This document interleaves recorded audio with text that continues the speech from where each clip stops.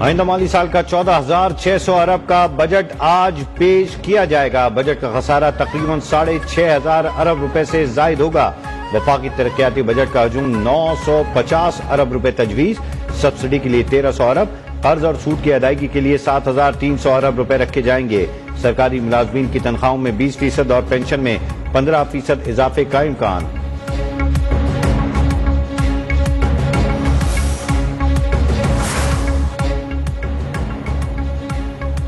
آئندہ بجٹ میں F B are کا ٹیکس ہدف 9,200 ارب روپے ہوگا۔ 700 ارب کے نئے ٹیکس لگانے کی تیاری، ذرائع کے مطابق نان فائلرز کے گرد گھیرا تنگ کیا جائے گا۔ میوچل فنڈز اور ریئل انویسٹمنٹ ٹرسٹ پر 30% ٹیکس کی تجویز، پراپرٹی لین دین پر ٹیکس کی شرح دگنی کی جائے گی۔ ریٹیل اور ہول سیل سیکٹر پر ٹیکس شرح میں اضافے کی تجویز، prize bond withholding tax کی شرح میں بھی اضافہ کیا جائے گا۔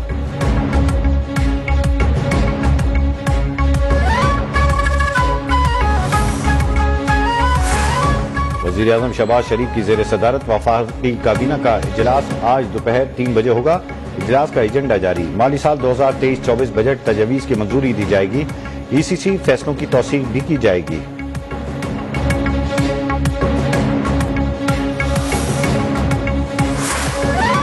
پاناما پیپرز میں شامل 436 افراد کے خلاف تحقیقات کی درخواست پر سماعت 1 ماہ کے لیے ملتوی۔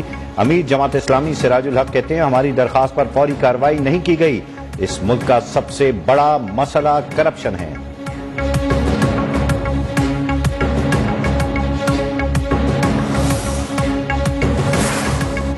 آزاد کشمیر باغ اہل 15 میں ضمنی انتخاب، پیپلز پارٹی نے میدان مار لیا۔ غیر سرکاری نتائج کے مطابق ضیاء القمر 25,000 سے زائد ووٹ لے کر کامیاب۔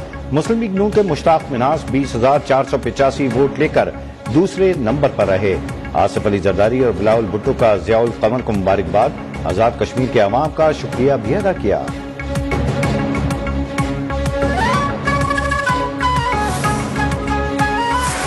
میرا نام ارزم جنید ہے، میں لاہور کا رہنے والا ہوں۔ 9 مئی کو جب خان صاحب کو گرفتار کیا گیا تو زمان پارک میں پہلے سے بنائے گئے منصوبے کے مطابق لاہور کور کمانڈر ہاؤس پر حملہ کرنا تھا۔ پی ٹی آئی لیڈرشپ ڈاکٹر یاسمین راشد، اعجاز چودھری، حسان نیازی نے عوام کو مزید اکسایا۔ جناح ہاؤس حملے میں ملوث ایک اور شرپسند کی شناخت، ارزم جنید پی ٹی آئی کا کارکن اور لاہور کا رہائشی ہے۔ ارزم جنید نے اعترافی بیان میں بتایا کہ چیئرمین پی ٹی آئی کا فوج مخالف بیانیہ لوگوں کے دلوں میں بیٹھ چکا تھا۔ 9 مئی کو زمان پارک میں طے شدہ منصوبے کے مطابق حملہ کرنا تھا۔ ڈاکٹر یاسمین راشد، حسان نیازی اور اعجاز چودھری نے ہمیں اکسایا۔ پی ٹی آئی قیادت حملہ کرنے کے لیے کور کمانڈر ہاؤس لے کر گئی۔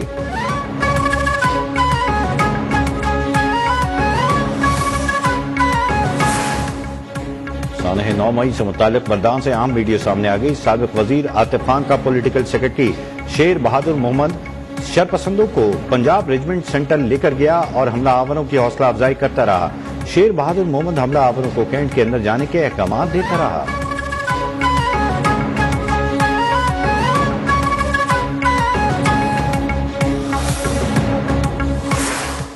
ماؤں کی تو دنیا ختم ہو جاتی ہے، اور جب بیٹے چلے جائیں، اگر یہ تو آپ کو پتا ہے کہ ماؤں نے جانا ہوتا ہے بیٹوں کے ہاتھوں میں، جو کہ ہر ماں کی خواہش ہوتی ہے۔ میری تو ساری کائنات وہی تھا۔ 9 مئی کا جو واقعہ ہے بہت تکلیف دہ ہے، بہت تکلیف دہ، اور خاص طور پہ جیسے سب لوگ کہہ رہے ہیں یہ ایسا واقعہ ہونا نہیں چاہیے تھا۔ سانحہ 9 مئی کو 1 ماہ مکمل، میجر علی سلمان شہید کے والدین کا درد بھرا پیغام، کہا یوم سیاسہ اب تک گزرنے والا 1 مہینہ شہداء کے گھرانے پر قہر بن کر ٹوٹا۔ 9 مئی کو جو واقعات ہوئے ان سے بہت تکلیف پہنچی، جنہوں نے ہمارے دلوں کو ٹھیس پہنچائی انہیں سزا ضرور ملنی چاہیے۔ دکھ ہوا، افسوس ہوا دیکھ کر جس بربریت کا یہاں پر مظاہرہ ہوا، آگ لگائی گئی، اور خاص طور پر قائد اعظم محمد علی جناح کی جو پرانی ان کی جو ویلیوبل چیزیں تھیں ان کو جلایا گیا۔ یونیورسٹی آف ساؤتھ ایشیا کے طلباء اور اساتذہ کے وفد کا جناح ہاؤس کا دورہ۔ 9 مئی کی پرتشدد واقعات اور عسکری تنصیبات پر حملوں کی مذمت کی۔ طلباء اور اساتذہ کا پاک فوج سے یکجہتی کا اظہار، شرپسندوں کو عبرت کا نشان بنانے کا مطالبہ۔ سول سوسائٹی کا ریڈیو پاکستان پشاور کا دورہ، عمارت تباہ کرنے کی مذمت، کہا سیاست ریاست سے جڑی ہے، ریاست نہیں تو سیاست بھی نہیں۔ آج جو یہاں آ کر میں نے ریڈیو پشاور کا حشر دیکھا ہے، جو حال ہوا ہے اس کا، وہ انتہائی افسوسناک ہے اور میں اس کا شدید الفاظ میں مذمت کرتی ہوں۔ 9 مئی کو پاکستان تحریک انصاف کی بلائیوں نے اس پتھر کو نظر آتش کر دیا۔ ایسے یہ as a symbol of strength ہمارے لیے ایک ماڈل بنایا گیا تھا، یہاں پہ رکھا گیا تھا، جسے انہوں نے نظر آتش کر دیا۔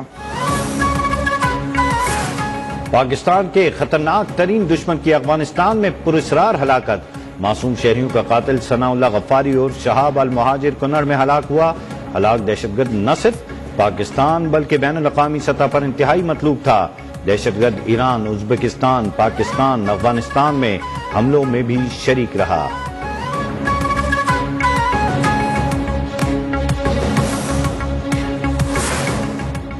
بھارت کا سیکولر چہرہ بے نقاب مقبوضہ کشمیر میں مسلم طالبات کے حجاب پر پابندی لگا دی۔ حریت رہنما مودی حکومت کے اقدام پر برس پڑے، کہا فاشسٹ حکومت اسکولز میں ہندوتوائی ایجنڈا مسلط کر رہی ہے۔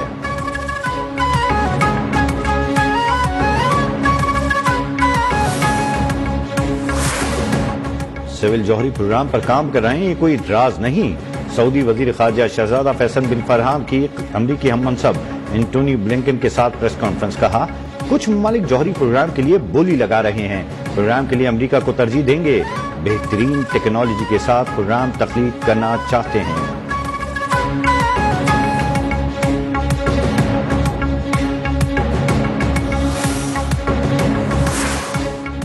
پاکستان ایک مرتبہ پھر اقوام متحدہ ایکوسک فورم کا رکن منتخب، رکنیت کے لیے 185 میں سے 129 ووٹ ملے۔ 2 نشستوں پر عراق، تاجکستان، جاپان، پاکستان اور نیپال امیدوار تھے۔ سابق امریکی صدر ٹرمپ پر دوسری بار فرد جرم عائد، نئی فرد جرم خفیہ دستاویزات سے متعلق لاپرواہی پر عائد کی گئی۔ ٹرمپ منگل کو میامی کی وفاقی عدالت میں پیش ہوں گے۔